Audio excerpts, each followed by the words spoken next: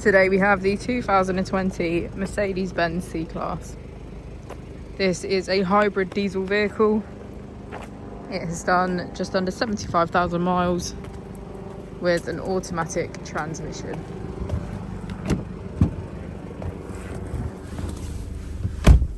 To the left of our steering wheel we have voice control as a feature, and on the right we have cruise control and automatic headlights. Moving on to our screen, we can access our vehicle settings, connect, in-car office, smartphone integration, media, radio and navigation.